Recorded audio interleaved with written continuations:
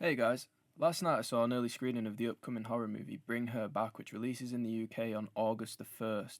So I thought I'd do a bit of a shorter video today, giving my thoughts on the movie, and also give a bit of a backstory on the Filippo brothers and their rise to stardom in Hollywood. So, if you asked me 5 years ago if my favourite horror movie of 2025 would be written and directed by the YouTuber duo RackaRacka, I'd have probably thought you were smoking something. But then when I deep it, and I remember how creative a lot of their videos were, it's actually not all that surprising. Their YouTube channel, which is now sitting at nearly 7 million subscribers, reached its peak in the mid 2010s making fun, chaotic skits. Their most popular video to date is Ronald McDonald Tastes Burger King, and it sits on a whopping 91 million views. And if you just read that title, you'd probably think this is just a silly video for children to watch. But make no mistake, RackaRacka's videos were not fit for children to be viewing, and even their more goofy videos like the Ronald McDonald one is pretty strange and unhinged. Like take this one for example. They have a video released 5 years ago called Selling Riley Reid's Bathwater, and if we're judging it based on the title you'd probably be thinking what the fuck, right? But when you watch this video you can clearly see their eye for filmmaking. Shots in this video are unsettling even though they shouldn't be. I mean, it's a YouTube skit starring Riley Reid. I mean, come on. The Filippo brothers were a duo of talent waiting to be unleashed. They knew how to manipulate the camera to get amazing shots. They treated editing like an art, and they had a knack for telling unique stories. So if you were like me and you were shocked when you heard RackaRacka, the goofy YouTubers from 10 years ago are now making great movies, all you need to do is watch a couple of their skits on YouTube to realise the surprise is that they weren't making great movies in our cinemas earlier.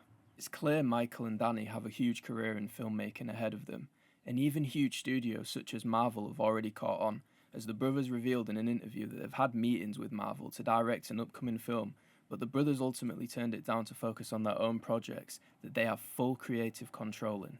And one of those projects is Bring Her Back, a dark, gruesome tale that explores deeper themes like the desperation one feels when losing a loved one and the lengths they would go to bring back their loved one from the dead. Now, I don't know about you, but I feel that there's a real horror fatigue in Hollywood at the minute. Big budget box office flops such as Tarot, The Exorcist Believer, and more recently The Ritual are becoming more frequent and horror fans are fed up. But it isn't all bad for horror movie fans at the minute because you have smaller studios supporting the up and coming filmmakers and giving them the tools to create great movies such as Talk to Me, Longlegs, and The Substance. And it's movies like these that are ultimately changing the narrative in Hollywood, that it isn't all about the big budget, it isn't all about big A-list actors, it's about giving capable storytellers a chance to tell their story as they wrote it. And Bring Her Back will no doubt be in people's conversations for the best horror movie of 2025. The movie stars the brilliant Sally Hawkins, who plays a mother dealing with the loss of her daughter who tragically passed away in an accident, and she adopts 2 children to help deal with the loss of her daughter. Now that's all I'll say on the plot because I don't want to enter spoiler territory, but the movie is very messed up and it won't be for the faint-hearted. I also want to give props to Jonah Wren Phillips, who plays Oliver, a young non-verbal boy who is under the care of Laura, Sally Watkins' character. He kills every scene that he's in, and I've never felt so sick as I watched how this young boy's story developed. You feel like you are watching something that you shouldn't be seeing. And as for Sally Watkins' character, it's very complex because you ultimately feel sorry for her as she's overcome with the grief of dealing with the loss of her daughter. And that said grief has made a loving mother go down a sinister path in the effort to bring her daughter back from the dead. I mean, it's crazy seeing Sally Hawkins portray this character because in one moment she'll be loving and motherly, and the very next moment she'll be evil and manipulative, and you know you can't trust her and you're unsettled by her, but you almost like her as well. It's really great acting, and yeah, Sally Hawkins kills this. The movie touches on a wide range of themes such as abuse, loss, desperation, neglect, and motherhood. And it's these themes that make this movie more than your typical black and white jump scare fest horror movie. It's emotional in many ways where you find yourself sympathising with the antagonist. It leaves you feeling empty.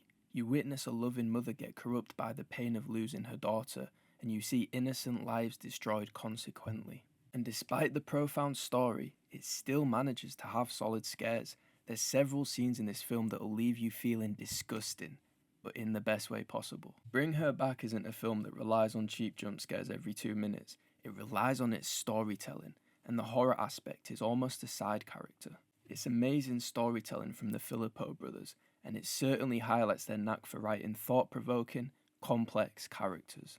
I expect that we'll see much more of them in coming years. This was only their second full-length film, and there's no doubt big studio production companies will be wanting a slice of the cake. But for now, let's hope they keep their creative control and keep making these awesome, unique movies for us film lovers to enjoy. So yeah, thanks for watching guys. Let me know your thoughts on Bring Her Back if you've seen it in the comments, and I'll be sure to read them all. And let me say this, there will be plenty more videos from me in the coming weeks, that I assure you.